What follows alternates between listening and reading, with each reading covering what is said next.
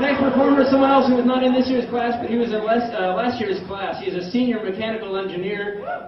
He took this course last year. He's back to perform again. Ladies and gentlemen, David Jamison. What's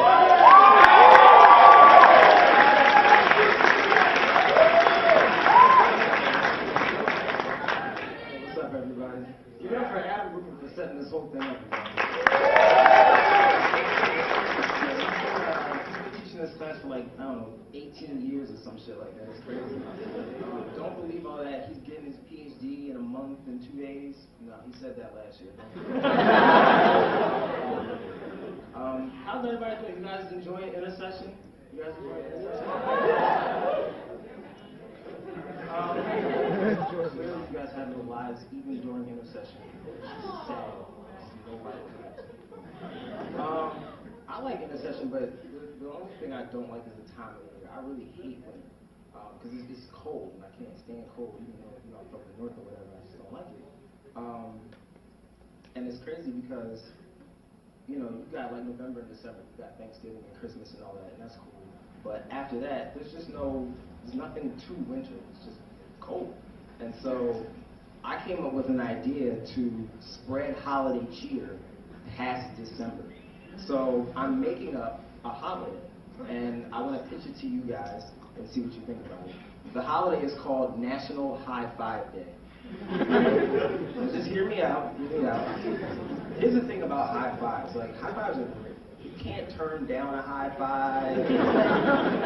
It doesn't matter who you are. Like, I'll give you a perfect example. High five. I don't know this guy. I've never seen him a day in my life where he just gave me a high five. Why? Because you just can't help it. And I know you feel better now that you just got that high five, right? Exactly. For most of you guys, even if he wasn't nodding his head, I would have said that he was nodding his head. And so this is the way that we're going to spread holiday cheer past Christmas and keep winter, to that wonderful feel-good feeling. So we're all going to go out and we're going to start giving people high fives. You guys with me? You guys with me?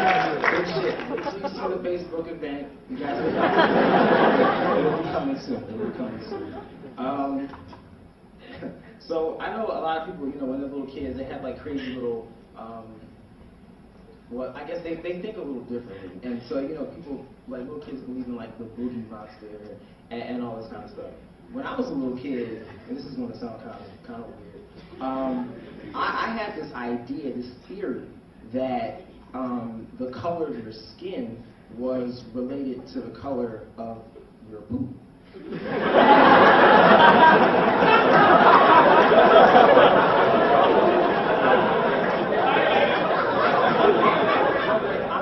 I'm actually dead serious. But see, I was a smart little kid, so I came up with like a fucking scientific method and shit to figure it out. So I went to this little school, like in the suburbs outside of Philly or whatever, and it was a little private Catholic school. So it was probably about maybe 250 kids at this school, K through 8, and there were like 10 black kids in this entire school, myself included. And out of those 10, like 3 were boys, again, myself included. So I'm like, all right. So here's the thing.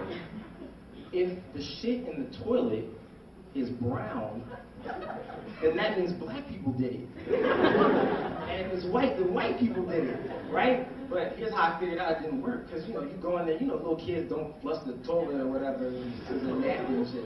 And every time I would go in there, there was always brown poop. And I was like, all right, there's only 2 other black people. So clearly this theory's not going anywhere. And that's how I figured out that everybody has brown poop. Unless you eat a Chipotle, then it turns green. So some other nasty shit.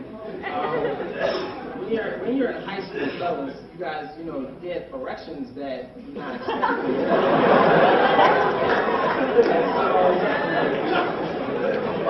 Again, me being the smart kid that I was, I came up with a way to make it stop, to make it go down. Whatever. And so, and there's other stuff actually. You guys should try it sometime if you're still going through puberty. just all I do is just imagine myself hitting it from the back with a real fat, nasty bitch. Fat bastard from Austin Powers. I mean, just nasty as hell. It's flying everywhere. It's nasty. And I'm telling you, it goes down like that. Every time. Every single time. Some more nasty shit. You guys can really see how great my mind is. Have you ever stopped to think, fellas, what it would taste like if Aunt Jemima was a real person and you ate out her cooch? Just think about it. Just think about it. Think about it. If she was real, that shit would taste wonderful. I would go down on her every goddamn night. I swear. Sweet, syrupy goodness.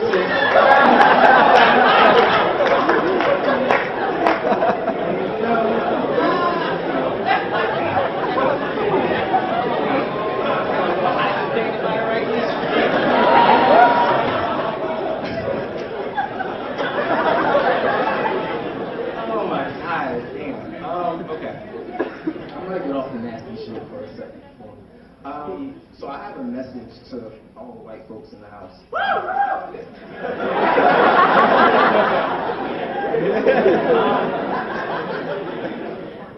Black folks, I know you guys can feel me on this one. If I'm in a club or I'm at a party, please don't stop me and ask me how to dance to the rap song that's playing at the time. I really don't appreciate that. I don't need your no rhythm having ass coming up to me messing me up, asking me how to walk it out. I don't need that. I was at a party or whatever, and this dude came up to me, yo, can you teach me how to two-step? Because the two-step song was playing. I'm like, you take 2 steps. It's 2 steps. It's not that fucking hard. Double time and do like this, it's not that fucking, I don't fucking get it. But that's, I mean, I love that music. I love rap music. It's, you know, it's crazy though. Like, I live with all white folks now, and you know, they're like, because I play my music loud, they're like, how can you listen to that garbage and all that music? And I mean, they do have a point to a certain extent, you know. Like, I don't, I'm trying to get away actually from listening to that type of music. You know, listen to something with more substance or whatever, like a, I don't know, Lupe Fiasco or Tyler Powell, you know, people like that. But sometimes I just can't get away from Superman in that hole. I mean, it's just something in me that when the songs come on, I just, hey, baby, I can't help it. It's like, that music is like kryptonite to smart black people. I don't know. That kind of music to any educated black man or woman and turn them into the fucking dumbest black person you've ever seen in your life. Like, you'll be outside, you know, at Starbucks or whatever, and, you know, you'll be talking to your friends, and, you know, I heard Ben Bernanke was, you know, talking about lowering the federal rate and all this kind of stuff, and how's that going to affect the economy? All of a sudden, somebody comes up playing, you, and then all of a sudden, you just go, hey, man, that shit is hot! That's what happens. It's kryptonite to black folks. I don't know what it is. Speaking of Superman in that hoe, I'm not actually going to talk about that, but you know, every time a black person does this little thing, yeah, to the dance, that sets us back 10 years. We've gone from 2008 back to, it's not even slavery anymore. We're back in the fucking Neanderthal days, hunting wildebeest in the damn desert and shit. Like, you're just, it sets us back to damn far. And it's crazy, like, Soulja Boy to me, Soulja Boy is to rap where Reverend Al Sharpton is to the 2004 presidential election. He's a joke. Nobody can take him seriously. I was like, Al Sharpton is running for motherfucking president? That shit don't make no damn sense. And I was thinking to myself, what does Al Sharpton do? So I looked it up on Wikipedia or whatever. It turns out he doesn't do anything. It's a pretty sweet life. Like, really, all he does is make white people angry. That's what he does. And I'm like, that's pretty cool. Like, minus the whole disgusting perm he's got in his hair. I would be Al Sharpton. You just go around making white folks mad all day. That's cool. somebody likes to make white folks mad. There's nothing but white people in here. What you do? So like I was saying earlier, I live with all white people. I live in a house. This might be my roommate screaming. I don't know. And so I came up with these jokes called "You Know You Live with White Folks When." And I'll be quick because I know. I'm sorry. I love you, Dave. I don't love you. So you know you live with white people when A, your shower is always clogged with hair. Always. My roommates bought this like shower unclogger thing to like put in the drain to keep the hair from going down. It still doesn't work. It's like cousin it getting chemo or something. And then they had the nerve to ask me, David, you see the hair there, you should clean it up. You were the last one taking a shower. I'm like, did you not see? Are you gone? Like, come on. Seriously? Come on now. Number 2, there is always a jar of mayonnaise in the fridge. Black people don't eat mayonnaise. I don't know if y'all noticed that. It's nasty. Like, black people have hot sauce. White people have mayonnaise. There's only one reason a black person would ever have mayonnaise in the fridge, and that's to make potato salad. That's the only reason why you would ever have mayonnaise in your fridge. And what is it with y'all and olive oil? It's like y'all bathe in that shit.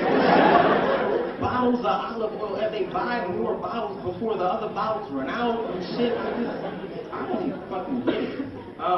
The last one is, you know you live with white folks when your rent is always paid on time.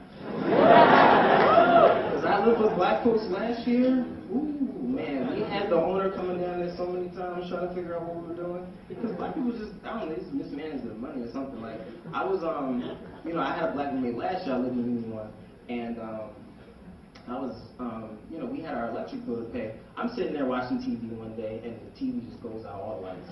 And so now I'm sitting there, I gotta read a book with a fucking flashlight. And so my roommate comes in a little later, and I'm reading the book, so I don't look up, and I go, yo, what happened to the electric bill? I gave you the money last week. This man walks in with a bag from Towson Mall, some brand new Timbs, and a new hat with the tag still on, so I'm about, shit, I don't know what happened to it. All right, y'all, you guys have been great. Thanks for coming out.